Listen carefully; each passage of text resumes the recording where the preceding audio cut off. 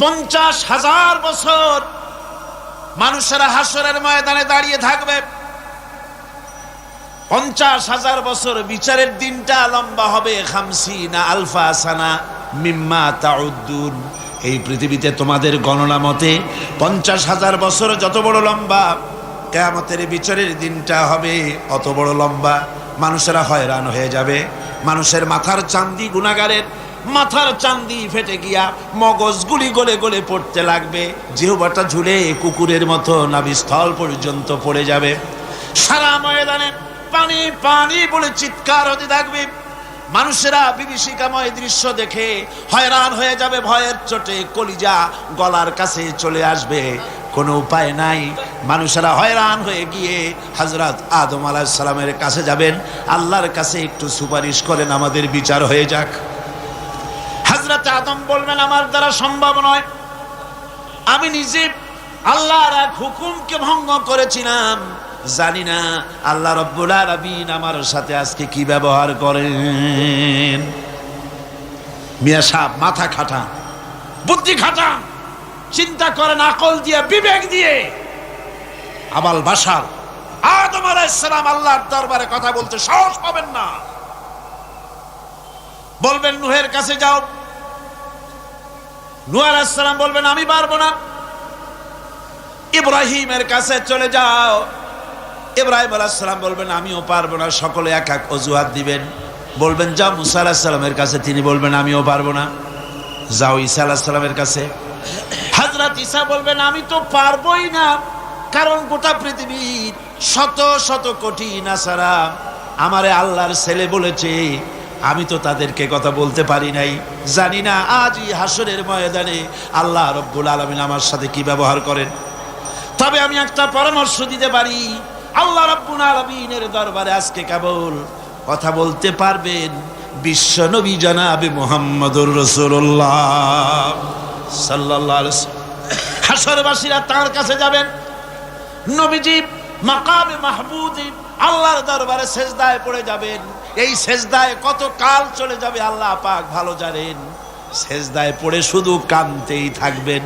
রব্বুল আলামিন বলবেন হাবিব মাথা উঠান, আপনার দরখাস্ত আমি আল্লাহ রব্বুল আলামিন মঞ্জুর করে নেব। সুবহানাল্লাহ বিহামদিহি।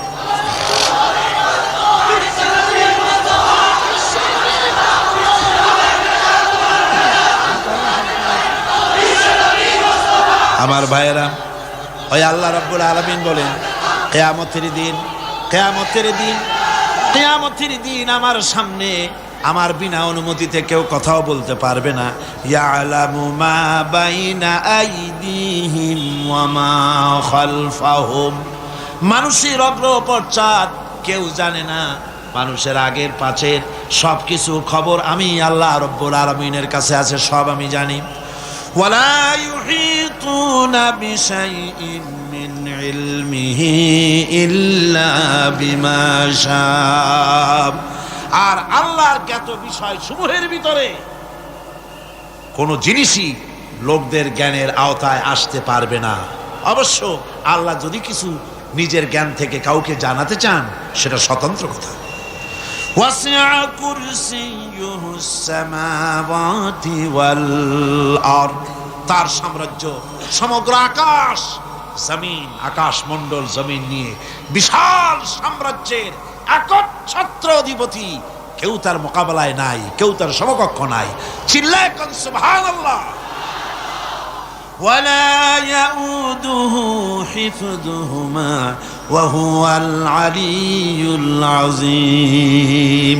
এসব কিছু রক্ষণাবেক্ষণ করতে গিয়ে আল্লাহ পাককে কখনো দুর্বল করে দেয় না, অক্ষম করে দেয় না। আল্লাহ ক্লান্ত হন না, তিনি সর্বজয়ী, সর্বজ্ঞ। সুবহানাল্লাহি বিহামদিহি। জোরে কান সুবহানাল্লাহি বিহামদিহি।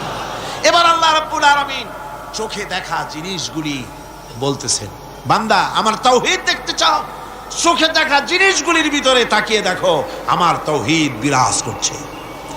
আল্লাহ পাক বলেন আম্মান খালাকাস সামাওয়াতি ওয়াল আরদা ওয়া আনজালা লাকুম মিনাস সামাই মা।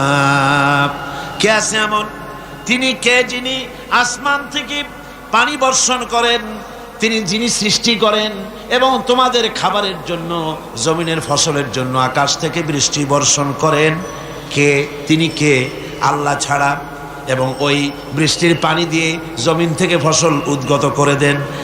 তোমরা কি নিজেরা এই ফসল উদ্গত করতে পারো? তোমরা নিজেরা তো পারো না।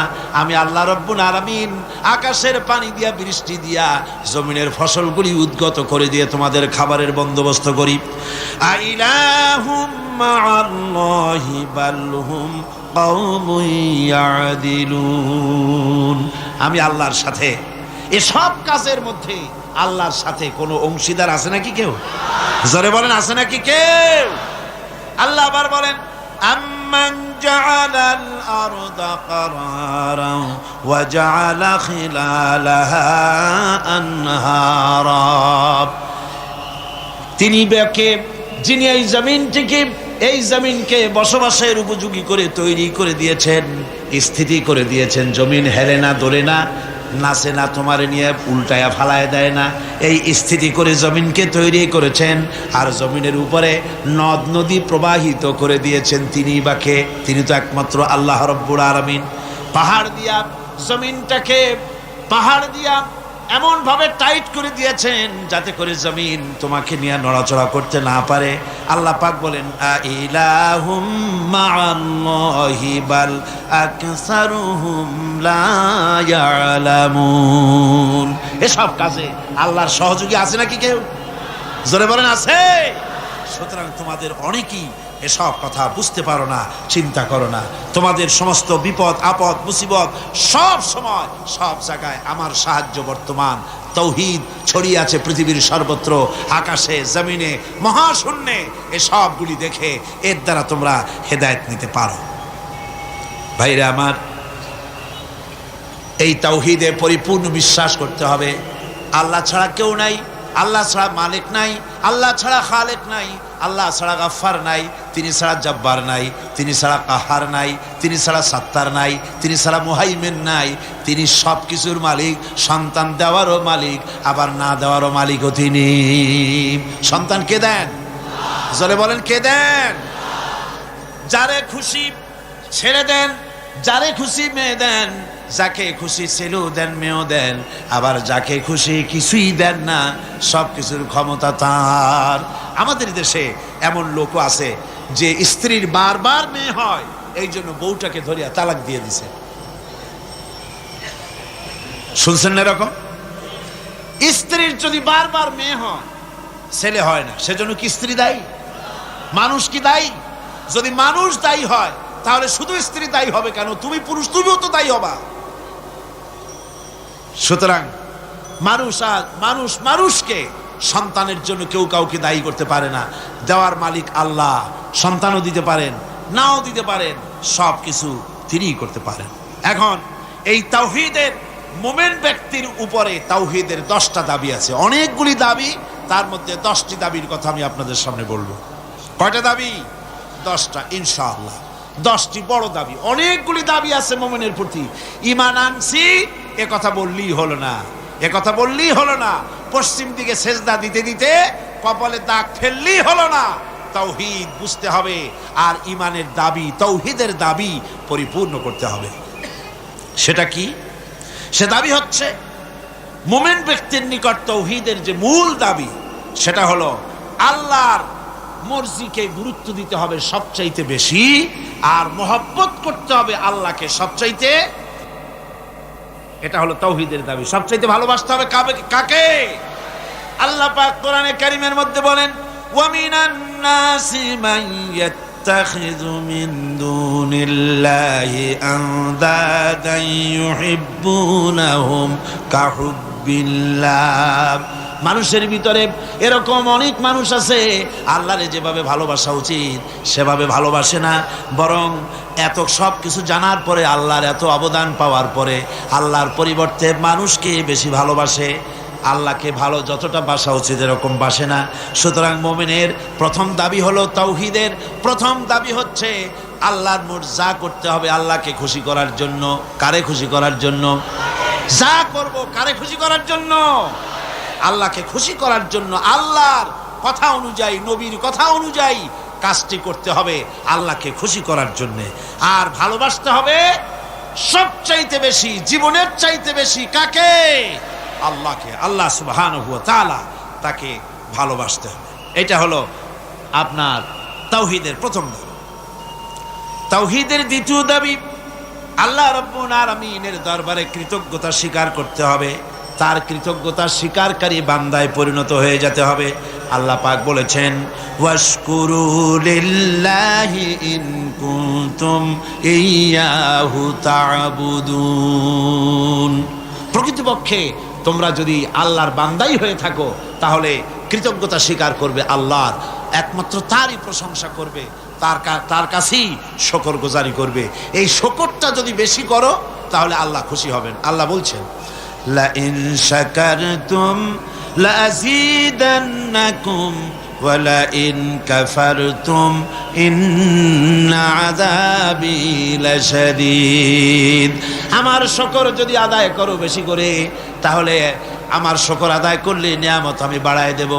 আর যদি না শুকর হও, কৃতজ্ঞ যদি হও, শুকরিয়া আদায় না করো, তাহলে মস্ত বড় শাস্তি আমি তোমাদের জন্য রেখে দিয়েছি। মানুষের অভ্যাস হলো যখন সুদিন আসে আল্লাহরে ভুলে যায়, আর যখন বিপদ আসে তখন আল্লাহর কথা খুব মনে পড়ে। কথা ঠিক কিনা? আল্লাহকে খুশি করার জন্য আল্লাহর কথা অনুযায়ী, নবীর কথা অনুযায়ী কাজটি করতে হবে আল্লাহকে খুশি করার জন্য। আর ভালোবাসতে হবে সবচাইতে বেশি, জীবনের চাইতে বেশি কাকে? আল্লাহকে। আল্লাহ সুবহানাহু ওয়া তাআলা, তাকে ভালোবাসতে হবে। এটা হলো আপনার তাওহীদের প্রথম দাবি। তাওহীদের দ্বিতীয় দাবি, আল্লাহ রাব্বুল আলামিনের দরবারে কৃতজ্ঞতা স্বীকার করতে হবে, তার কৃতজ্ঞতা স্বীকারকারী বান্দায় পরিণত হয়ে যেতে হবে। আল্লাহ পাক বলেছেন, ওয়াশকুরু লিল্লাহি ইন কুনতুম ইয়্যাহু তা'বুদুন। প্রকৃতপক্ষে তোমরা যদি আল্লাহর বান্দাই হয়ে থাকো তাহলে কৃতজ্ঞতা স্বীকার করবে আল্লাহর, একমাত্র তারই প্রশংসা করবে, তার কাছেই শুকরগুজারি করবে। এই শুকরটা যদি বেশি করো তাহলে আল্লাহ খুশি হবেন। আল্লাহ বলছেন, লা ইন শাকারতুম লা আযীদান্নাকুম ওয়া লা ইন কাফারতুম ইন্না আযাবি লাশাদীদ। আমার শুকর যদি আদায় করো বেশি করে, তাহলে আমার শুকর আদায় করলে নিয়ামত আমি বাড়ায় দেব। আর যদি না শুকর হও, কৃতজ্ঞ যদি হও, শুকরিয়া আদায় না করো, তাহলে মস্ত বড় শাস্তি আমি তোমাদের জন্য রেখে দিয়েছি। মানুষের অভ্যাস হলো যখন সুদিন আসে আল্লাহরে ভুলে যায়, আর যখন বিপদ আসে তখন আল্লাহর কথা খুব মনে পড়ে। কথা ঠিক কিনা? কোরআনে কারীম বলছে, ওয়াইদা আনআমনা আলাল ইনসানি আ'রাদা ওয়া নাআ বিজানিবিহি ওয়াইদা মাসসাহুশ শাররু ফাযু দুআইন আরিদ। আল্লাহ রাব্বুল আলামিন বলেন, যখন আমি বান্দাকে নিয়ামত দেই, নিয়ামত পেলে পরে তখন সেই পিঠ প্রদর্শন করে আমারে বুড়ো আঙ্গুল দেখায়। আর যখন বিপদ আসে তখন লম্বা চৌড়া দোয়া শুরু করে যায়। দেখেন না, যখন তুফান হয়, ঝড় হয়, টর্নেডো হয়, বরকি হয়, প্রচন্ড ঝড় এসেছে, এই ঝড়ের মোকাবেলায় কাঁদতে থাকে, আল্লাহ আমারে বাঁচাও, রক্ষা করো। আল্লাহ যদি দয়া করে মেহেরবানি করে ঘরটারে বাঁচায় দিল, তারপরে সকালবেলা কয় যে আমার বাবা বড় বুদ্ধিমান ছিলেন, পাকা শাল কাঠের খুঁটি দিছিলেন আর তাল গাছের চৌকাঠ দিছিলেন, নইলে কি ঘর টিকতো, যে ধাক্কা লাগছিল। আল্লাহ কয় দেখো বাঁচাইলাম আমি, কানলো আমার কাছে, আর এখন প্রশংসা করে তাল গাছের আর ওর বাপের। বিপদে পড়লে আল্লাহর কথা খুব মনে ওঠে, আর বিপদ যখন যায় আর মনে থাকে না। এক বেচারা তুফানের মধ্যে পড়ছিল, নদীর ঢেউ, প্রচন্ড ঢেউ, বলতেছে আল্লাহ কোন রকম রহম করে আমার একটু খাল পর্যন্ত নিয়ে দাও, তারপর আমি যাইতে পারবো না। বিপদ যখন আসে সে সময় আল্লাহর কথা খুব মনে পড়ে বান্দার, আর বিপদ যখন চলে যায় তখন আল্লাহকে বেমালুম মানুষেরা ভুলে যায়। এই জন্য তাওহীদের দাবি হচ্ছে মানুষ যেন শুকরগুজারকারী, কৃতজ্ঞতা স্বীকারকারী বান্দায় পরিণত হয়ে যাবে, সব জায়গায় শুকর করবে আল্লাহ। পানি খাবে, পানি পান করে বলবে আলহামদুলিল্লাহ, খানা খাবে, বলবে আলহামদুলিল্লাহ। কোন একটা ভালো কাজ দেখবে, বলবে আলহামদুলিল্লাহ। সমস্ত প্রশংসা হবে আল্লাহ রাব্বুল আলামিনের। কার হবে? আল্লাহ পাকের শুকরিয়া আদায় করতে হবে। সমস্ত ব্যাপারই শুকরিয়া, কৃতজ্ঞতা আল্লাহ। গাছের ফল খুবই মিষ্টি। আম খেলেন, আমটা খুব মিষ্টি লেগেছে, প্রশংসা এমন হবে না যে আম, এই গাছটা বড্ড ভালো, খুব মিষ্টি আম দেয়, বরং প্রশংসা হবে এই গাছের আমটা যিনি মিষ্টি করলেন সেই আল্লাহ পাকের। কথা বুঝে আসছে? ডাক্তারে ওষুধ দিল, রোগ ভালো হয়ে গেল, প্রশংসা ডাক্তারের হবে না, প্রশংসা হবে ওই ডাক্তারকে সঠিক ডায়াগনোসিস করার তৌফিক যিনি দিয়েছেন, যিনি ওষুধটাকে রোগ মাফ করার জন্য কাজে লাগাই দিলেন। প্রশংসা হবে সেই আল্লাহ রাব্বুল আলামিনের। সব সময় সমস্ত ব্যাপারে প্রশংসার একমাত্র প্রশংসা কার? আল্লাহ।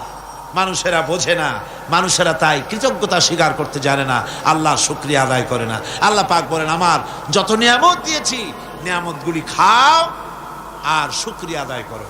কিভাবে? আলহামদুলিল্লাহি রাব্বিল আলামিন। সবাই পড়েন আলহামদুলিল্লাহি রাব্বিল আলামিন। একটুখানি জোরে সোরে জিকির করেন, লা ইলাহা ইল্লাল্লাহ, লা ইলাহা।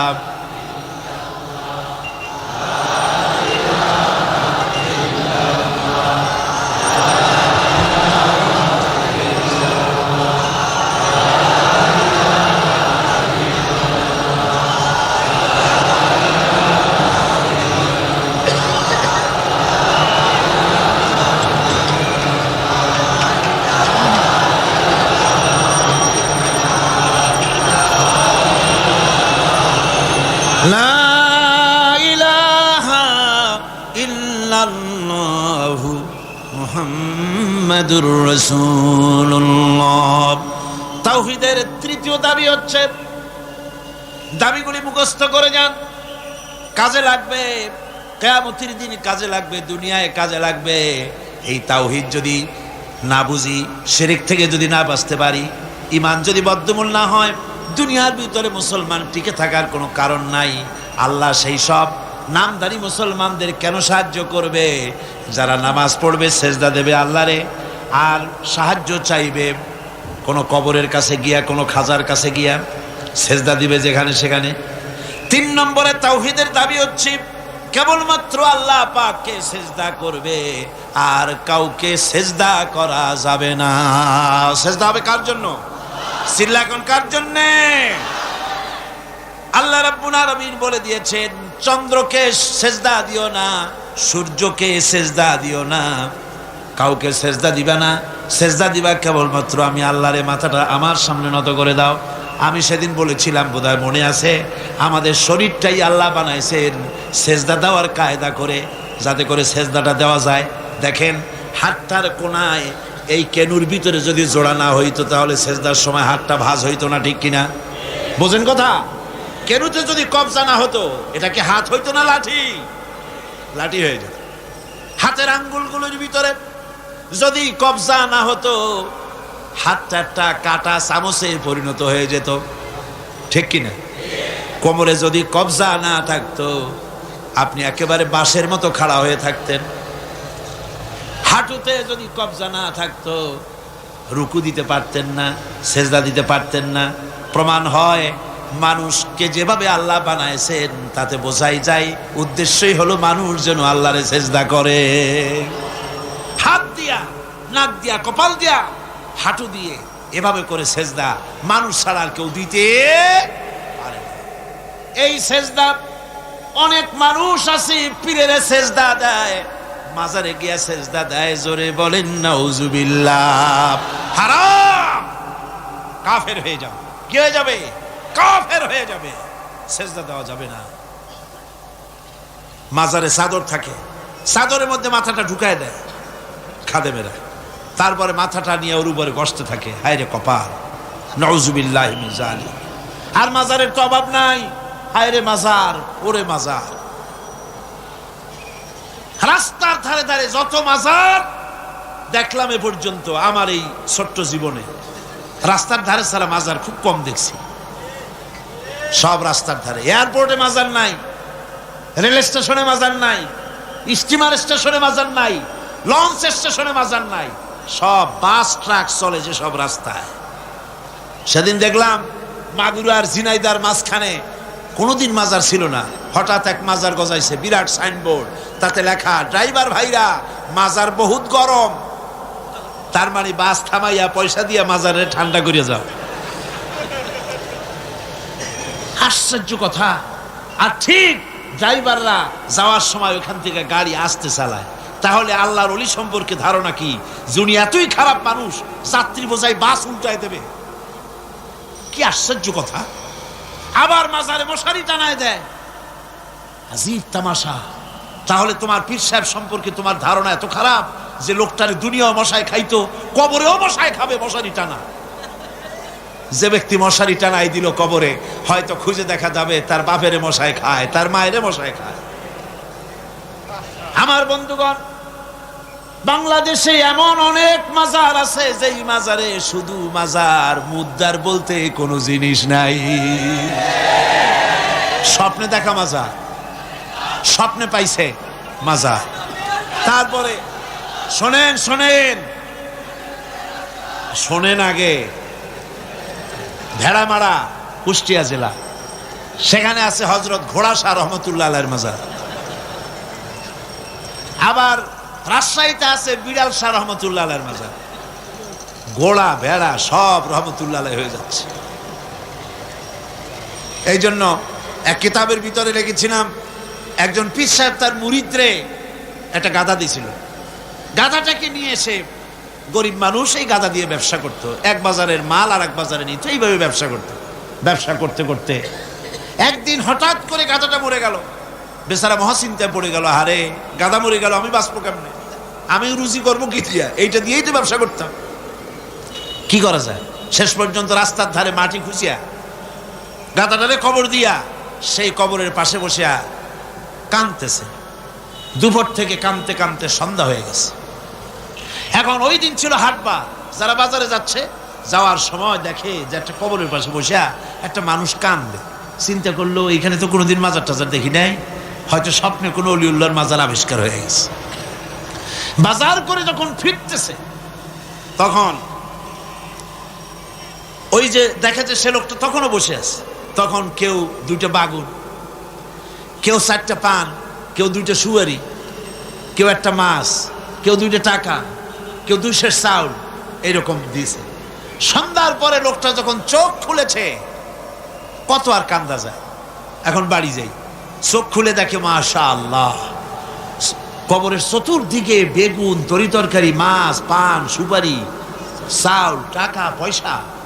কয় যে সুবহানাল্লাহ, হাতি বাঁচলেও লাখ টাকা, মরলেও লাখ টাকা শুনছিলাম, সে কথা যে গাধার ব্যাপারে খাটে তা তো জানতাম না। লোকটা তখন বুদ্ধি করে পরের দিন একটা শালু কাপড় কিনে, একটা লাল শালু কাপড় কবরের উপরে বিছাই দিল। এরপরে কয়েকখান ইট টিট জোগাড় করে ওর পাশে ধ্যানে বসলো। আসতে লাগলো টাকা, পড়তে লাগলো টাকা, বাস টাকা পয়সা আসতে থাকলো। এরপরে মহাপবিত্র ওরস শরীফের ডাক দিয়ে দিল। লোকেরা চিন্তা করলো, জিজ্ঞেস করলো, হুজুর এটা কি, কোন হুজুরের মাজার? তা তো জানলাম না। কয় যে পাথরে খোদাই করতে দিছি, নাম রাত্রি লেগে যাবে। পরের দিন লোকেরা এসে দেখে মাজারের সামনে বিরাট সাইনবোর্ড লেগে গেছে, হযরত গেদা শাহ রহমতুল্লাহ আলাইহির মাজার। এই মুরিদের পীর যিনি, তার কাছে খবর গেল, হুজুর আপনার বাড়িতে যে কবর, এই মাজারে আর কি টাকা হয়, আর আপনার ওরসে আর কি লোক হয়, যাইয়ে দেখেন আপনার মুরিদের কেরামতি, মাজারে টাকার অভাব নাই, আর সে কি আলিশান মাজার, কত টাকা, কি বিরাট ওরস। পীর সাহেব চিন্তা করলো, আমার মুরিদি আবার কবর পাইল কই? মুরিদের বাড়িতে ডাকাইছে, ডাকায় বলল, বেটা সত্যি করে বল আসল ব্যাপারটা কি? কয় হুজুর আপনি গরিবের মা বাপ, আপনার কাছে মুরিদ হইছি, সত্য কথা আপনারা না কয়ে যাবো কই? আপনি যে গাধাটা দিছিলেন, ওই গাধাটা মরে যাওয়ার পর তারপরে কি করি, ওটারে কবর দিলাম, আর তার থেকে হইতে হইতে গাদা শাহ রহমতুল্লাহ আলাইহির মাজার বানাই দিলাম। পীরে কয়, ও আমি আর না মনে করছিলাম, না জানি তুমি কোনো সত্যি কোনো পীরের মাজার পাইছো নাকি। অসুবিধা হয় নাই, তোমার যে গাদাটা দিছিলাম আমার বাড়ি যে কবর, ওই গাদার মায়ের কবর আমার বাড়িতে। ভাইরা আমার, এভাবে করে মাজারকে কেন্দ্র করে সারা বাংলাদেশে কোটি কোটি টাকার ধর্মের নামের ব্যবসা হচ্ছে, লুট হচ্ছে, তারাজ হচ্ছে।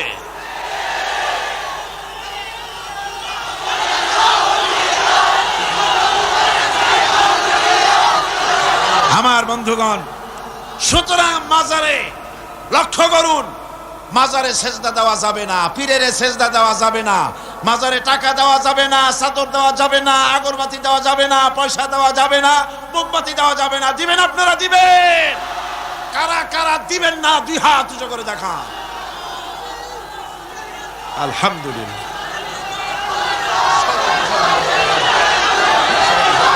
হাত নামান, হাত নামান। আমি আপনাদের হাত উঁচু করতে বলছি, মাথা উঁচু করতে বলি নাই। বসেন, বসুন, বসুন। আল্লাহ পাক, আল্লাহ পাক গায়রুল্লাহকে সেজদা করা আর গায়রুল্লাহর নামে মানত করা থেকে, শিরক থেকে এই জাতিকে আল্লাহ হেফাজত করুন। জোরে কোন আমিন। মাজারে মানত করে না মুসলমানেরা? মানত করে না? জোরে কোন করে কিনা?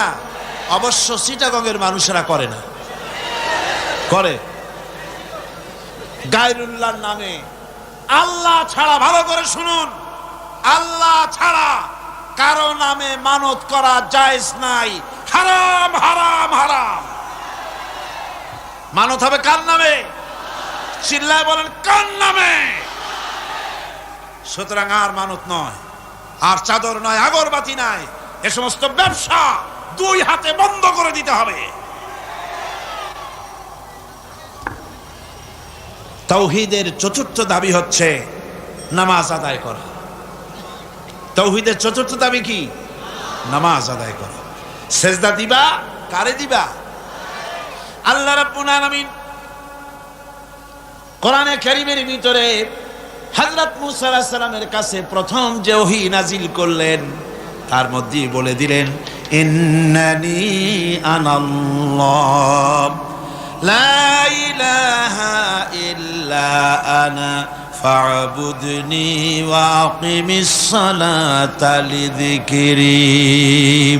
নিশ্চয়ই আমি আল্লাহ, লা ইলাহা ইল্লা আনা, আমি ছাড়া কেউ নাই। ফা'বুদনি, আমার গোলামি কর, আমার দাসত্ব কর, আমার আনুগত্য কর, আর আমার শরণার্থে নামাজ আদায় করো। নামাজ আদায় করো, এই নামাজ আদায় করতে হবে। বহু মুসলমান আছে ভাইরা, অনেক মুসলমান আছে কয়, হুজুর এমনে আমি মানুষটা খারাপ না, সত্য কথা বলি, গরিবরে সাহায্য করি, এমনি আমি মানুষটা ভালো, এই মাঝে মধ্যে একটু নামাজ পড়ি না, তাতে কি আমার ঈমান নষ্ট হয়েছে নাকি? আমি বলি, ভাই ঈমানই তো নাই, নষ্ট হবে কি? ঈমান তো থাকা লাগবে।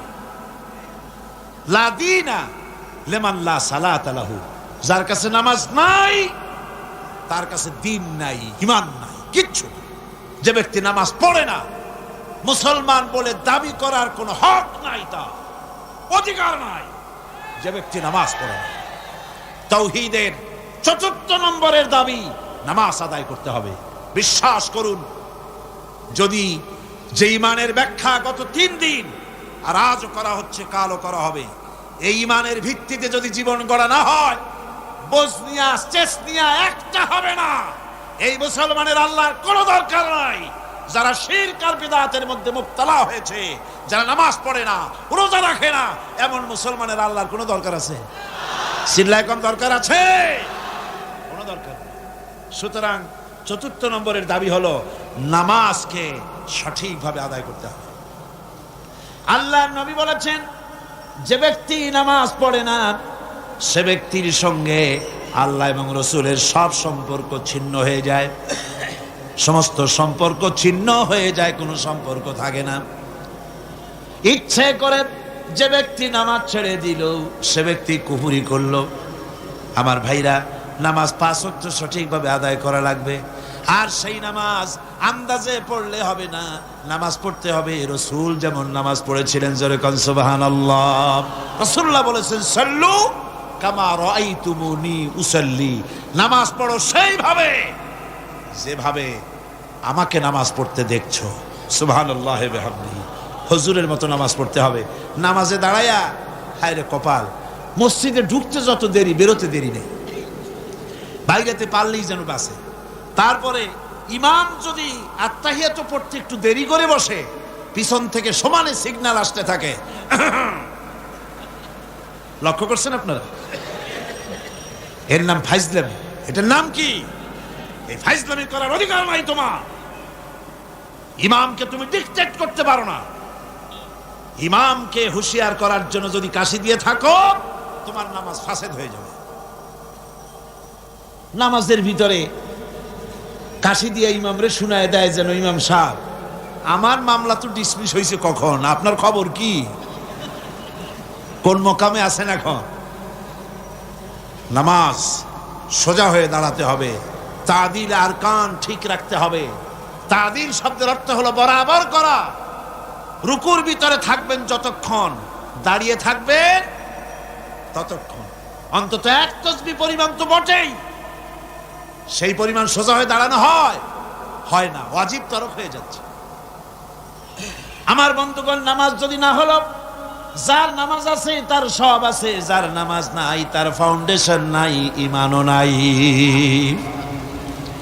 রুকুর ভিতরে যতক্ষণ থাকবেন, রুকুর থেকে দাঁড়িয়ে রব্বানা লাকাল হামদ হামদান কাসীরান তাইয়িবান মুবারাকান ফি, একজন সাহাবী এই দোয়া পড়েছিলেন। হুজুর বললেন, ও সাহাবী, তুমি যখন এই দোয়া পড়তেছিলে তুমি জানো না আমি নবী, আমি দেখি, তোমরা দেখতে পাও না, আমি দেখতেছিলাম ফেরেশতারা তুমি এই যে দোয়াটা পড়তেছিলে রুকু থেকে দাঁড়াইয়া, তোমার আমল নামায় নেকি কে কত বেশি লিখবে তা নিয়ে ফেরেশতারা প্রতিযোগিতা করতেছিল। দুই সেজদার ভেতরে এক সেজদা দিয়েছেন সুবহানা রাব্বিয়াল আ'লা, বলেন তো সুবহানা রাব্বিয়াল আ'লা, সুবহানা রাব্বিয়াল আ'লা, সুবহানা রাব্বিয়াল আ'লা। সময় লাগে না? লক্ষ্য করে দেখেন যে মুরগিতেও এত তাড়াতাড়ি দানা খাইতে পারে না যত তাড়াতাড়ি সেজদা দিয়ে উঠে যায়। একটা সেজদায় যত সময় লাগলো, দুই সেজদার মাঝখানে ততখানি সময় দিবেন। আল্লাহুম্মা গফিরলি ওয়ারহামনি ওয়াফিনি ওয়াহদিনি ওয়ারজুকনি। হুজুর এই দোয়াগুলি করতেন, আরে কি সুন্দর দোয়া। আল্লাহ আমারে মাফ করে দাও, আমারে সুস্থ করো, আমার উপরে রহম করো, আমাকে তুমি রিজিক দান করো। সুবহানাল্লাহ। আবার নামাজের মধ্যে দোয়া কবুল হয় বেশি। সাহাবী জিজ্ঞেস করেছেন, ইয়া রাসূলুল্লাহি, বান্দা কখন আল্লাহর বেশি নিকটে হয়ে যায়? নবী বলেছেন, বান্দা যখন সেজদা দেয়, আল্লাহর বান্দার ভিতরে কোনো হিজাব আর থাকে না। রাসূলুল্লাহ বলেছেন, সিজদা যখন দিবে নামাজের মধ্যে, তখন মনে করবে যেন আল্লাহ রাব্বুল আলামিনের কদম মোবারকের উপরে কপালটা রেখে দিছো। এরকম নামাজ পড়ে সালাম ফিরালে পরে, ইমামের সাথে সাথে নয়, ইমামের সালাম হয়ে যাবে তারপরে সালাম ফিরা। এরপরে ইমামের সালাম ফিরানো হয়ে গেল, তারপরে পড়েন আল্লাহু আকবার। কি বলবেন? এরপরে 3 বার পড়বেন আস্তাগফিরুল্লাহ আস্তাগফিরুল্লাহ আস্তাগফিরুল্লাহ। দোয়াগুলি সঠিকভাবে পড়তে হবে।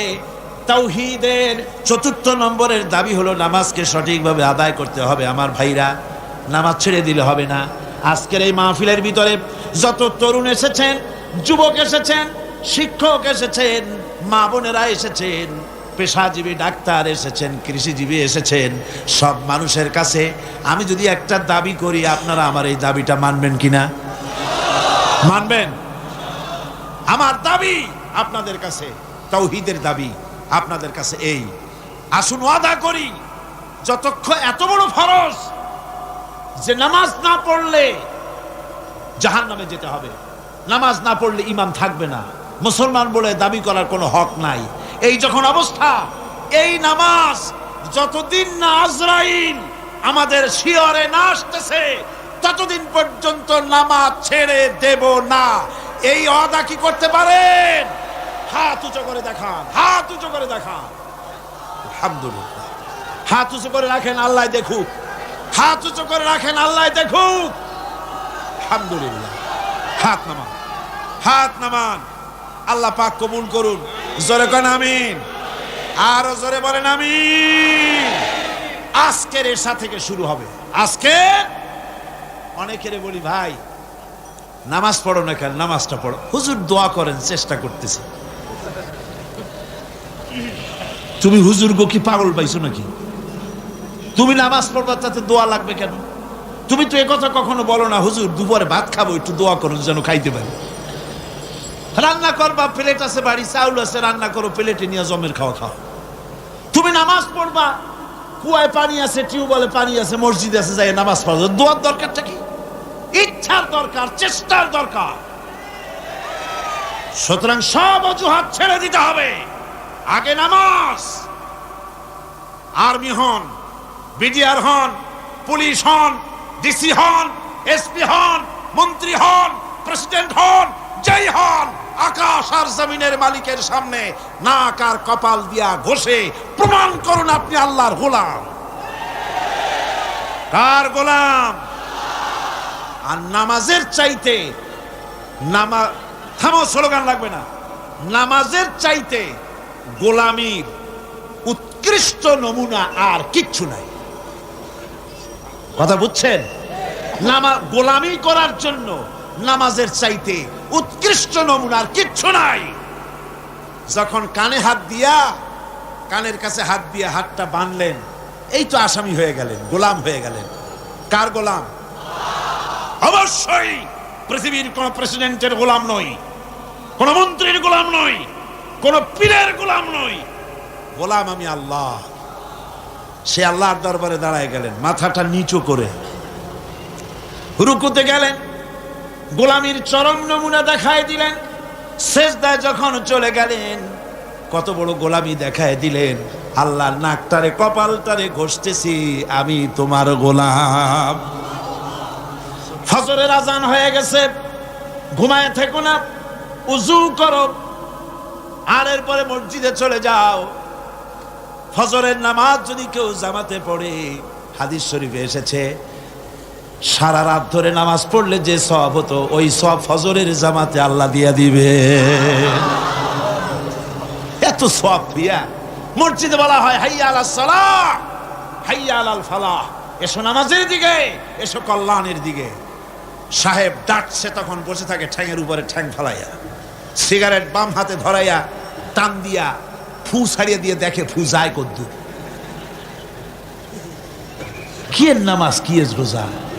তুমি যদি আল্লাহরে সেজদাই না দিলা, তুমি আর গরু কোনো পার্থক্য নাই। আছে পার্থক্য? আমি কি বেশি বললাম নাকি? বেশি বলি নাই, বরং গরু তোমার থেকে ভালো। গরু আল্লাহর জিকির করে, আল্লাহ স্মরণ করে সবাই। তুমি আল্লাহ স্মরণ থেকে নাফরমান হয়ে গিয়েছো। ফজরের সময় উঠি সেজদা দিয়া প্রমাণ করো, আল্লাহ এই দিন শুরু করলাম তোমার গোলামির মাধ্যমে। কপালটা মাটিতে ঠেকায় দিয়া প্রমাণ করে দিলাম আমি তোমার গোলাম। দুপুরের সময় তুমি যেন আল্লাহর গোলামি ভুলে না যাও, এজন্য জোহরের নামাজ দুপুর বেলায় আর একবার সেজদা দিয়া প্রমাণ করো, আল্লাহ আমি ভুলি নাই, আমি তোমার গোলাম। আসরে আর একবার, দিন যখন শেষ হয়ে যায় মাগরিবের সময়, দিন শেষে আর একবার স্মরণ করিয়ে দিচ্ছি নিজেকে, আল্লাহ আমি তোমার গোলামি ভুলি নাই, আমি তোমার গোলাম। মাথাটা আবার ঘষলাম। রাতে যখন বিছানায় শুতে যাও, ঈশার নামাজের সময় আবার মাথাটা সেজদা দাও, গোলামির নমুনা দেখায় দাও, আল্লাহ এবার শুতে যেতেছি, তোমারে সেজদা দিয়া তারপরে শুতে গেলাম। আমি সবসময় তোমার গোলাম। কার গোলাম? চিল্লা এখন, কার গোলাম? সুতরাং ছাত্র ভাইরা, মা বোনেরা, ছেলেরা, ভাইয়েরা, যুবকরা, তরুণেরা, পেশাজীবী, কৃষিজীবী, সাংবাদিক, যারা আসছে সকলের প্রতি দাবি, এই যে ওয়াদা করেছেন, হাত উঁচু করছেন, দেখছে কে? সাক্ষী কে? আজ এশা থেকে আমল করবেন। মনে করবেন আজ না, এই কাল পরশু থেকে শুরু করব। কাল পরশু আপনি বাঁচবেন, কোন পাগলে বলছে? কোন প্রমাণ আছে তার? কোনো প্রমাণ আছে? নাই। সুতরাং 5 ওয়াক্ত নামাজকে সঠিকভাবে আদায় করতে হবে। এটাই হলো, এটা কি তাওহীদের 4th নম্বরের দাবি। 5ম নম্বরের দাবি হলো আল্লাহর হুকুম পালনকারী বান্দায় পরিণত হতে হবে। আল্লাহ যা হুকুম করেছেন তা সব মেনে নিতে হবে। ফাইলাহুকুম ইলাহু ওয়াহিদুন ফালাহু আসলিমু ওয়া বাশশিরিল মুখবিতিন। অতএব তোমাদের আল্লাহ রাব্বুল আলামিনের সামনে, এক আল্লাহর সামনে আনুগত্যের মস্তক অবনত করে দাও। আর আনুগত্যকারীদের জন্যই রয়েছে আল্লাহর সুসংবাদ। তাদের জন্য খুশখবরি আছে জান্নাতের, যারা নাকি আনুগত্য করে, যারা মাথা নত করে আল্লাহর দরবারে, তাদের জন্যই শুভ সংবাদ আছে। তাওহীদের 6ষ্ঠ দাবি, তাওহীদের 6 নম্বরের দাবি হলো আল্লাহ কি ভয় করতে হবে। কারে ভয় করা লাগবে? ভয় করবেন কারে? ইয়া আইয়ুহাল্লাযীনা আমানুত্তাকুল্লাহা হাক্কা তুকাতিহি ওয়া লা তামুতুন্না ইল্লা ওয়া আনতুম মুসলিমুন। ইয়া আইয়ুহাল্লাযীনা আমানু, হে বিশ্বাসীরা, ভয় করো আমি আল্লাহকে। ভয় করার মতো যেমনটি ভয় করা উচিত তেমনটি ভয় করো। দিনের বেলা ভয় করবেন, রাত্রে বুঝি করবেন না নাকি? কি কন? দিনে যে আল্লাহ দেখে, রাত্রি বুঝি দেখে না? অফিসে দেখে না? সব জায়গায় দেখে, সব জায়গায় দেখে। আপনি যদি ঘুষ খান, আল্লাহ টের পায় না? কন টের পান কিনা? এসে বলছে, স্যার এই যে চাইছিলেন টাকাটা নেন, এরকম আমার কাজটা একটু করে দিয়ে। রোজার দিন ওই টাকা কি হাতে নেওয়া যায়? আশ্চর্য কথা, আপনি তো টাকা চাইছিলেন। চাইছি তাই কি হয়েছে? রোজা রেখে ওই সব টাকা হাতে নেওয়া যায় নাকি? করবো কি? টেবিলের ড্রয়ারে থুয়ে যাও। টেবিলের ড্রয়ারে টাকা থুইয়া তারপরে লোকটা বলতেছে, স্যার আপনি যা করলেন আমার একটা গল্প মনে পড়ে গেল, যদি কিছু মনে না করেন। কয় বলো কি গল্প? কয় যে একটা লোক খুব বেশি পাকা ফজলি আম দিয়া, দুধ দিয়া ভাত মাখাইয়া খাচ্ছিল। তারপরে ছেলেকে ডেকে বলছে, এই বল্টু চামচ নিয়ে আয়। কয় বাবা হাত দিয়ে তো ভাত খাচ্ছিলে, আবার চামচ কেন? কয় তুই তার বুঝবি কি, আমটা এত বেশি পাকা যে দুধ দিয়ে যখন মাখাইছি একেবারে আমাশা রুগীর বিষ্ঠার মতো লাগে, সেই জন্য হাত দিয়া খেতে ঘৃণা করে বলে চামচ দিয়া খাইতে চাইছি। রোজার দিন ওই টাকা কি হাতে নেওয়া যায়? সুতরাং ড্রয়ারের মধ্যে ধুয়ে যাও। তাহলে বোঝা গেল লোকটা আল্লাহরে ভয় করে না। রোজা রাখে ঠিক, নামাজ পড়ে ঠিক, আল্লাহরে ভয়, আল্লাহর ভয় যদি অন্তঃকরণে থাকে ঘুষ খেতে পারে না। জোরে বলেন পারে? জোরে বলেন পারে? এই যে ঘুষ খাও, গরিব মানুষেরা ঘুষ দেয় কাজ আদায় করার জন্য, কিন্তু টাকায় বরকত হয় না। বেতন পায় 5,000 টাকা, কিন্তু বাড়িতে রঙিন টেলিভিশন, ডিশ অ্যান্টিনা, ঠেলা কথা, পোলাও কোরমার অভাব নাই, বড় বড় পাঙ্গাস হুজুরের বাড়ি হাজির, তারপরে খাসির চর্বি, জব্বের খাওয়া খায়। বেতন 5,000, মাসে ইনকাম করে লাখখানেক টাকা, কিন্তু বরকত নাই। কিরকম বরকত নাই? ঘরে আসছে, সারাদিন খাটাখাটনি করে এসে দেখে মেয়ে একটা গড়াগড়ি করতেছে। কি হয়েছে তোর? আমার পেটে ব্যথা। আর একটা দাঁড়ায় রয়েছে, তোর হয়েছে কি? আমার জেনে ধরছে। বউ মাথা ধরে বসে আছে, তোমার কি? আমার মাথা যায় ছিড়িয়া বেদনার চোটে। ছেলে একটা দাঁড়ায় লাফায়, তোর কি হয়েছে? কয় আমি মরবো। এখন ওজারে টাকা দাও, বৈদ্যরে টাকা দাও, মৌলবীরে টাকা দাও, তারে পয়সা দাও, ওজা আনো, বৈদ্য আনো, ডাক্তার আনো। আনতে আনতে কামাই করছিল 1 লাখ, খরচ হয়ে গেল 1.5 লাখ। হারামে বরকত নাই। হারামে বরকত আছে? বরকত নাই। দেখেন না, কুত্তার বাচ্চা হয় কয়টা বছরে? হ্যাঁ, চিরগাঁও কুত্তা নাই? কয়টা হয় বাচ্চা বছরে? 7টা 8টা। অর্থ আর কোনো জন্ম নিয়ন্ত্রণের বালাই নাই, জন্মের হওয়া হয়। এই যে কুত্তা এত হওয়া হইল, সব কুত্তা যদি বাঁচত, আপনারা রাস্তায় হাঁটতে পারতেন? হাঁটতে পারতেন? কুত্তার জ্বালায় হাঁটতে পারতেন না। যেহেতু ওটা হারাম, জন্মের হওয়া হইল, অত কোনো বরকত নেই। আর গরু হলো হালাল। গাভী বাছুর দেয় কয়টা? কয়টা? মাত্র 1টা। বছরে। আর তারপরে মুসলমানেরা কুয়াতুল মুসলিমিন, জনমের খাওয়া খায় এই গরু। এরপরে গরুর অভাব আছে, যেহেতু ওটা হালাল, এতে বরকত হয়। হারাম বেতন, বেতন নয়, হারাম ভাবে ঘুষের টাকা নিয়েছেন, যে টাকা দিয়েছে সে তো টাকাটা না দিয়ে পারে নাই, করবে কি, কাজ আদায় করার জন্য দিছে, টাকাটা দেয় আর একটু কষ্টা হাসি হাসে, হাসিও না কান্দাও না, একটা ভেটকি দেওয়ার মতো অফিসের সামনে দিয়া তারপরে বাড়ির দিকে যায় আর বলে, আল্লাহ এতগুলি টাকা আমার নিল, ওরে কলেরা দিয়ে ওর গুষ্টি সাফ করে দিও। এই বদদোয়া করে, এই বদদোয়া করে। তাই ঘুষখোর অফিসারদের কামাই রুজিতে বরকত নাই। কথা ঠিক কিনা কর? ঘুষ ছাড়ো, ঘুষ হারাম, পায়খানার মতো হারাম, শুয়ারের মাংসের মতো হারাম। ঘুষ হারাম, সুদ হারাম। সুতরাং আল্লাহরে ভয় করো। ইমানের ৬ষ্ঠ নম্বরের দাবি, ভয় করতে হবে কাকে? আল্লাহ রাব্বুল আলামিনকে ভয় করতে হবে। ৭ম নম্বরের তাওহীদের দাবি হচ্ছে সাহায্য চাইতে হবে কেবলমাত্র আল্লাহ রাব্বুল আলামিনের কাছে। প্রত্যেক নামাজের ভিতরেই তো আমরা বলি, ইয়্যাকা না'বুদু ওয়া ইয়্যাকা নাস্তাঈন। পড়েন সবাই, ইয়্যাকা না'বুদু ওয়া ইয়্যাকা নাস্তাঈন। একমাত্র আমি তোমার গোলাম আর তোমার কাছেই সাহায্য যাচিয়া করি। নামাজের মধ্যে এই কথা কইয়া তারপরে সাহায্য চান মানুষের কাছে গিয়া, ছেলে দাও, মেয়ে দাও, স্বাস্থ্য ভালো করো, এই সমস্ত কথা গিয়া বলেন, সম্পূর্ণ উল্টা খাসলা, শিরকের মধ্যে মুবতালা হয়ে যাচ্ছেন। চাইতে হবে আল্লাহর কাছে, গোলামিটা হবে আল্লাহর। গোলামিটা হবে কার?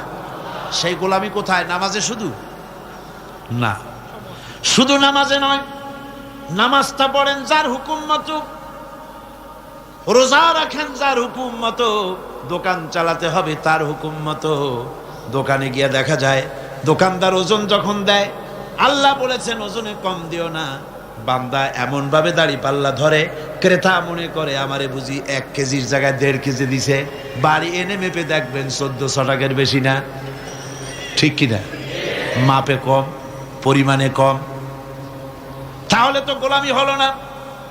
জমিনের আইল ঠেলে জনমের ঠেলা। একদিকে নামাজ পড়ে, আল্লাহরে বলে ইয়্যাকা না'বুদু, তোমার গোলামি করি। গোলামির প্রমাণ দেখো, জমিনে যখন জমিন চাষ করে, চাষ করার সময় লাঙ্গলের মাথা বুঝি খারাপ হয়ে যায় আইলের কাছে গেলে, আইল ঠেলিয়া একেবারে কাম শেষ। আমার ছাত্র জীবনে একবার স্টিমারে যাচ্ছিলাম কোন এক জায়গায়, বিছানা রাখা একজন লোককে বললাম, ভাই আমার বিছানাটা দেখেন, আমি উজু করে আসি। হায় হায়, উজু করে এসে দেখি আমার বিছানা এমন অবস্থা রাখছে যাতে আমার কাইতে হওয়ার উপায় নেই, এমন ভাবে চাপিয়া এতটুকু করে ভালাইছে। বললাম, হাসি মুখে বললাম, ভাই আপনার এই আচরণে প্রমাণ হলো মাত্র ৬-৭ ঘন্টার জার্নিতে বা 12 ঘন্টার জার্নিতে আপনার আমার বিছানার আইল যখন ঠিক রাখতে পারেন নাই, আপনার জমিনের কাছে যার জমিন আছে সে আইলো আপনি ঠিক রাখতে পারছেন বলে মনে হয় না। রাসূলুল্লাহ বলেছেন, লা'নাল্লাহ মান গায়্যারা মানারারা, যে ব্যক্তি জমিনের আইল টেরা বাঁকা করে তার উপরে আল্লাহর লানত, আল্লাহর অভিসম্পাত। আল্লাহর কাছে বললেন, আল্লাহ ইয়্যাকা না'বুদু, তোমার গোলামি করি। এই গোলামির প্রমাণ দিতে হবে, বাজারে দিতে হবে, হাটে দিতে হবে, দোকানে দিতে হবে, অফিসে দিতে হবে, আদালতে দিতে হবে, কলে দিতে হবে, কারখানায় দিতে হবে, সেক্রেটারিয়েটে দিতে হবে, বঙ্গভবনে দিতে হবে, কলেজে দিতে হবে, বিশ্ববিদ্যালয়ে দিতে হবে, রান্নাঘর থেকে শুরু করে বঙ্গভবন পর্যন্ত সব জায়গায় গোলামি হবে কার? চিল্লায় বলেন, কার গোলামি? আল্লাহর গোলামি। এরপরে 9 নম্বরে তাওহীদের দাবি, সেটা হচ্ছে আনুগত্য, আল্লাহর আইনের আনুগত্য করা লাগবে। আমার বন্ধুগণ, আনুগত্য করতে হবে কার বলেন? আল্লাহ পাকের আনুগত্য করতে হবে আর হেদায়েত চাইতে হবে। 8 নম্বর, 7 নম্বর বলেছিলাম আমি সাহায্য, 8 নম্বরে হলো হেদায়েত। হেদায়েত চাইতে হবে কার কাছে? কার কাছে? আল্লাহ শিখায় দিচ্ছেন। প্রত্যেক নামাজের ভিতরে আমরা বলি ইহদিনাস সিরাতাল মুস্তাকিম। পড়েন সবাই, ইহদিনাস সিরাতাল মুস্তাকিম। হায় আল্লাহ, হেদায়েতের একটা রাস্তা চাই, কিচ্ছু চাই না।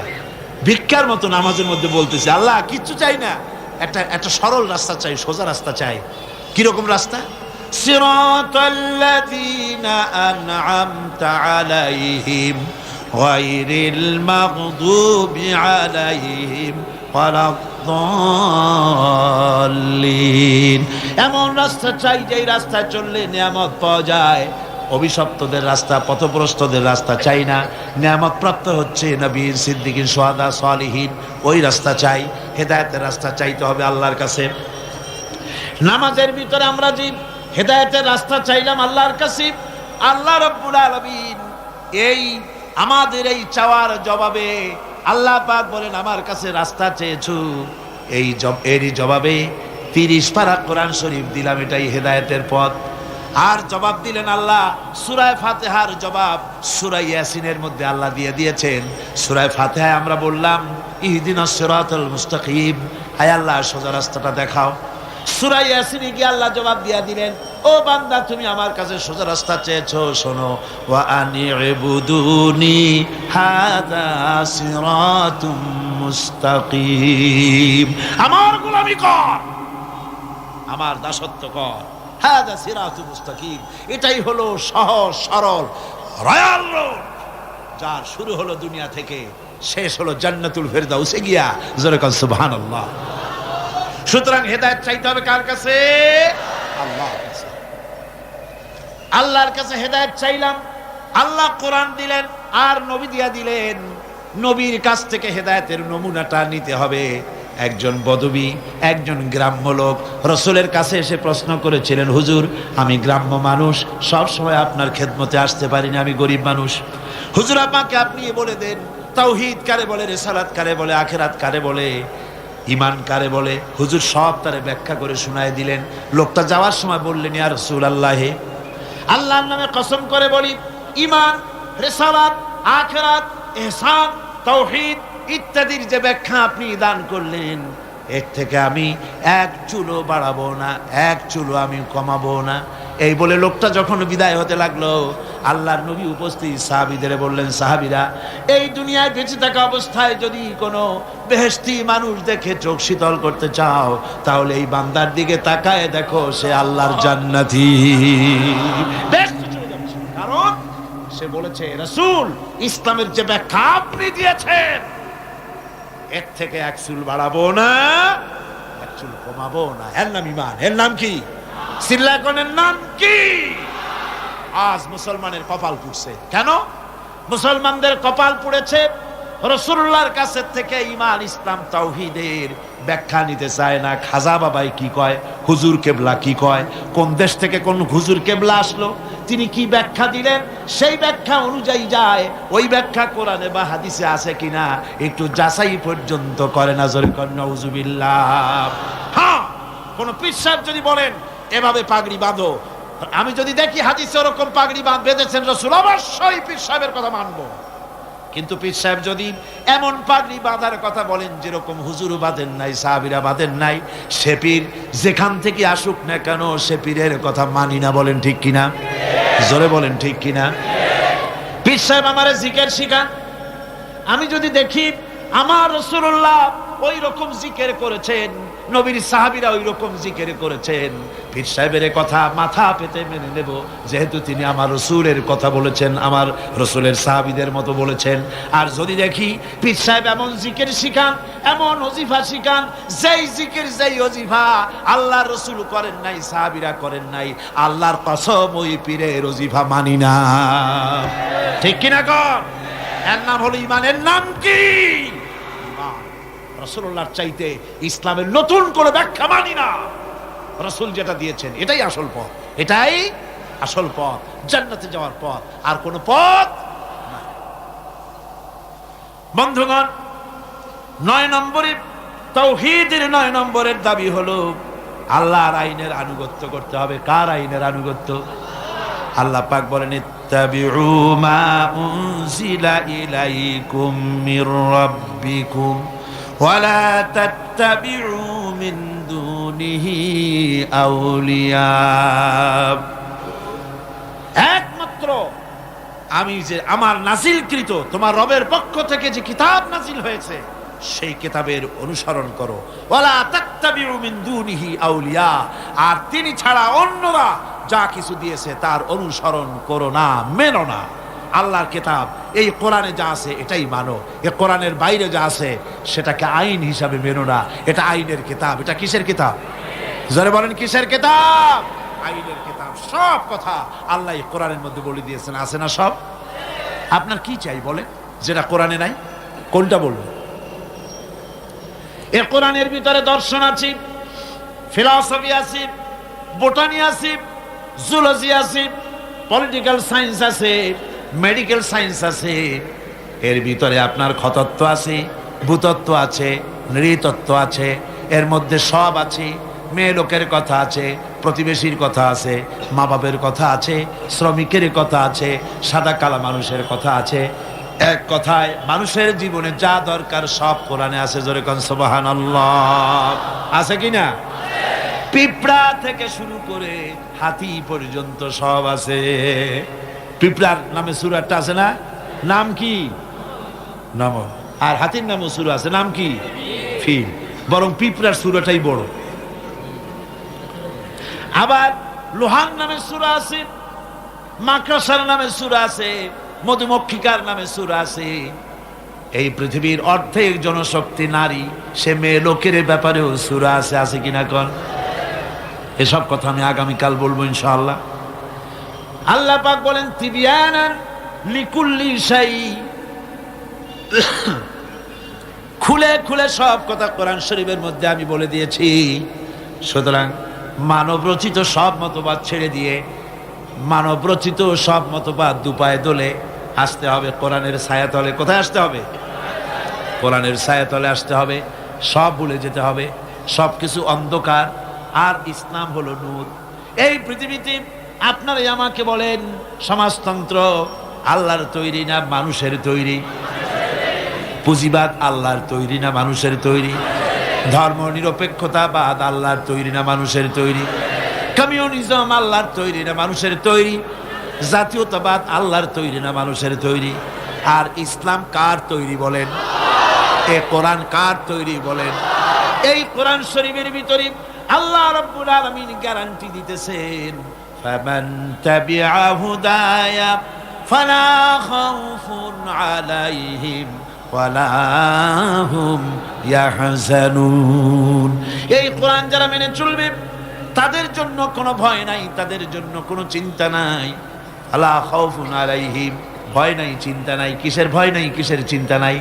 কোরআনের আইন যে দেশ মানবে, কোরআনের আইন যে দেশ, যে রাষ্ট্র, যেই জনগণ মানবে, তাদের জন্য খাওয়া পড়া, শিক্ষা, চিকিৎসা, বাসস্থানের চিন্তা থাকবে না।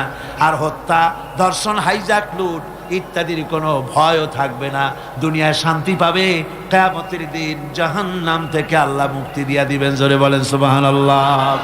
সুতরাং এই কোরআনের দিকে আসতে হবে, কোরআনের দিকেই আমাদেরকে এগিয়ে আসতে হবে। আল্লাহর গ্যারান্টি, খাওয়া পড়া, শিক্ষা, চিকিৎসা, বাসস্থানের গ্যারান্টি কে দিয়েছে? কোরআন দিয়েছে। কে দিয়েছে? কোরআন দিয়েছে। কোরআনের কথা বিশ্বাস হইল না, বিশ্বাস হইল কার কথা? নির্বাচনের সময় সলিমুদ্দিন এসে মঞ্চে দাঁড়ায় গেছে। একজন, উনি দাঁড়াবার আগে একজন এসে বলল, ভাইয়ের আমার, বোনের আমার, এতক্ষণ ধরে যার বক্তব্য শোনার জন্য প্রচন্ড রৌদ্রের ভেতরে প্রতীক্ষায় ছিলেন, ইনি সেই গরিবের বন্ধু, শ্রমিকের শত্রু নাকি জানি, জনগণের কলিজার টুকরা, কৃষকের নয়নের মণি, সাধারণ মানুষের ঘিলুর চামড়া, অমুক চেরাগালী সাহেব। উনি এবার বক্তব্য রাখবেন। উনি বললেন, এবার আমি দাঁড়াইছি, আমারে ভোট দেন। সালাম কত তখন, মাশাআল্লাহ। ধর্মের কথা ওরা আমাদের বলে, আমরা নাকি ধর্মের নামে রাজনীতি করি, ধর্ম নিয়ে নাকি আমরা ব্যবসা করি। নাউজুবিল্লাহ। ধর্ম ব্যবসা তো ওরা, ধর্ম ব্যবসায়ী কারা? ওরাই। মৌসুম আসতে পরে সারা বছরে সালাম দেয় না, নির্বাচন যখন আসে হায় রে সালাম, সালাম দিতে দিতে আসসালামু আলাইকুম, এত সময় বলবে কতক্ষণ? খালি কয় চালকুম চালকুম। তাড়াতাড়ি হয়ে যায়, দ্রুত সালামের ব্যবস্থা। তারপরে বাড়ি বাড়ি গিয়ে হাজির, সালামের দেখেন গরজ কত। বরিশালে শুনে আসলাম একজন ক্যান্ডিডেট নাকি এরকম গত নির্বাচনে সালাম দিতে দিতে একেবারে শেষ। তারপরে রাতে বাড়ি ফিরতেছে ক্যানভাস করে, রাত্রিবেলায় যাওয়ার সময় রাস্তা দিয়ে যাচ্ছে, সাথে লোকজন আছে, সামনে দেখে রাস্তার উপরে একটা মানুষের মতো কয় আসসালামু আলাইকুম, জবাব নেই। আরে ভাই, জবাব না দেন, ভোট না দেন, সালামের জবাবটা তো দিবেন, তাও কথা কয় না। তারপর আচ্ছা ঠিক আছে একটু মুসাফা করি, হাত দিয়েছে, তা হাতও বাড়ায় না, ব্যাপারটা কি? সালাম দেই, সালামদের জবাব দেয় না, হাত বাড়াইলাম, মুসাফা করে না, কি কাছে যায় দেখে যে মানুষ না মরা খাজুর গাছ। এই গরজ হয় তখন, বাড়ি বাড়ি যায়, মানুষের দরদে অস্থির, লক্ষ লক্ষ টাকা খরচ করে নির্বাচনে জনগণের মহব্বতে। তার মানে হলো নির্বাচন হচ্ছে একটা ইলেকশনে জিতে যাওয়া, এটা হলো বড় রকমের একটা কৃষি ক্ষেত। এখানে 10 লাখ জমা করতে পারলে, মন্ত্রী হইতে পারলে 20 কোটি টাকা ইনকাম করার পথ হয়ে যায়, বিরাট বিরাট বড় লোক হয়ে যায়। তখন আর গরিবের কথা মনে থাকে না। মাশাআল্লাহ, গর্দান এইরকম মোটা হয়, ফিরতে পারে না, সশরীরে ফেরা ছাড়া খালি মাথা ফিরাইতে পারে না, গাজী রকেটের মতো। তারপরে পেট মাশাআল্লাহ এরকম উকুন মারা যায় পেটের উপরে। কোন হলে যদি ঢোকে, হলের মধ্যে যারা থাকে তারা কয় যে শুধু তো পেট দেখি, নেতা কই? কই নেতা তো পিছনে। জনগণের মাল খাইয়া তারপরে এইভাবে হারাম খেয়ে শরীরকে পরিপুষ্ট করে, মানুষকে ধোকা দেয়, আর মানুষগুলো ধোকায় পড়ে যায়। আমার ভাইরা, ধোকায় আর পড়বেন, আর পড়বেন। এবার সুযোগ এসে যাচ্ছে সামনে, জাতীয় নির্বাচন আসতে হবে। কেয়ারটেকার সরকারের অধীনে বাংলাদেশে নির্বাচন হবেই হবে ইনশাআল্লাহ।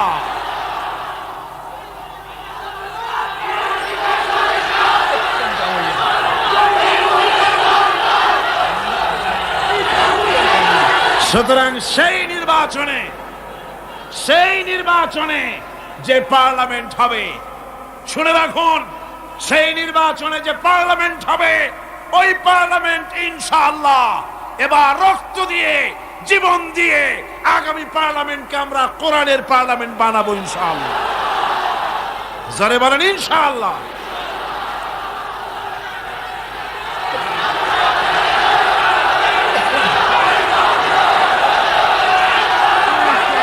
আমার বন্ধুগণ, এবারে শেষ নম্বর, এবারে সর্বশেষ নম্বর, তাওহীদের 10 নম্বর দাবি হলো, তাওহীদের 10 নম্বরের দাবি হচ্ছে আল্লাহ পাকের নির্ভেজাল খাঁটি বান্দায় পরিণত হতে হবে। এটা হলো ইমানের দাবি, তাওহীদের দাবি। মুমিনের কাছে যারা ইমান এনেছে বলে দাবি করেছে, আল্লাহরে মানি বলে যারা দাবি করেছে, তাদের জন্য 10 নম্বরের তাওহীদের দাবি হতেছে নির্ভেজাল খাঁটি মুসলমান হতে হবে। কি মুসলমান? খাঁটি মুসলমান, নির্ভেজাল, সলিড, যার ভিতরে শিরক এবং বিদআত থাকবে না।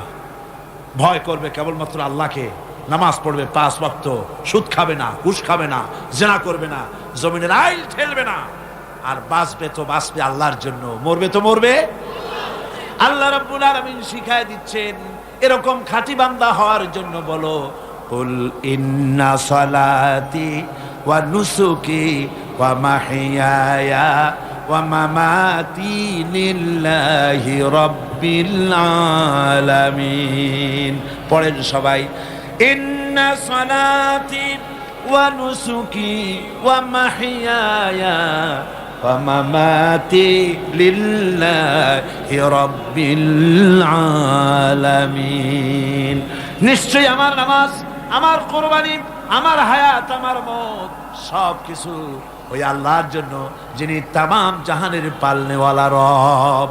ওই আল্লাহর জন্য, আমার বেঁচে থাকা আল্লাহর জন্য, আমার মরে যাওয়া আল্লাহর জন্য, আমার নির্বাচন আল্লাহর জন্য, আমার ভোট আল্লাহর জন্য, আমার ক্যানভাস আল্লাহর জন্য, আমার সাদা আল্লাহর জন্য, আমার ব্যবসা আল্লাহর জন্য, আমার মরে যাওয়া আল্লাহর জন্য, আমার জন্ম থেকে শুরু করে মৃত্যু পর্যন্ত সব কাজ কার জন্য? জোরে বলেন, জোরে বলেন, কার জন্য? এখন এক শ্রেণীর মানুষ আছি যারা নাকি জীবনকে দুইটা ভাগ করে, দুইটা ভাগ করে জীবনকে, এক ভাগে আল্লাহ রসুল নামাজ রোজা হজ যাকাত, আর এক ভাগে হলো তার নির্বাচন ভোট, রাজনীতি, অর্থনীতি, ব্যবসা বাণিজ্য, দুইটা ভাগ করে। করে কিনা কন? করে কিনা? অবশ্য চট্টগ্রামে করে না, নাকি করে? জীবনটারে দুইটা ভাগ বানায়। অথচ যে ব্যক্তি পড়েছি লা ইলাহা ইল্লাল্লাহু মুহাম্মাদুর রাসূলুল্লাহ, এভাবে জীবন কি, যে ব্যক্তি এই কালেমা পড়েছে তার জীবন দুই ভাগ করার উপায় নাই, দুই ভাগ করার উপায় নাই, একমুখী হতে হবে। নামাজ রোজা হজ যাকাত, ব্যবসা বাণিজ্য, ভোট, নির্বাচন, হরতাল, ধর্মঘট, বেঁচে থাকা মরে যাওয়া সব হবে কার জন্য? জোরে কর, আল্লাহর জন্য। আর দুইটা ভাগ যদি করে তাহলে মুনাফিক হয়ে যাবে। কি হয়ে যাবে? আপনি বলতে পারেন যে লা ইলাহা ইল্লাল্লাহ মুহাম্মাদুর রাসূলুল্লাহ পড়লাম, এই কলেমা, এই কলেমার মধ্যে নির্বাচন ভোট ঢুকলো কেমন? এর অর্থ তো আল্লাহ ছাড়া কোনো ইলাহ নাই, আইনদাতা নাই, বিধানদাতা নাই, মুহাম্মদ সাল্লাল্লাহু আলাইহি ওয়াসাল্লাম আল্লাহর প্রেরিত রাসূল। তা আপনি এর মধ্যে ইলেকশন, ভোট, হরতাল এ সব কিছু ঢুকাইলেন কেন? প্রশ্ন করতে পারেন। দেখেন, ঢুকাইছি এইভাবে।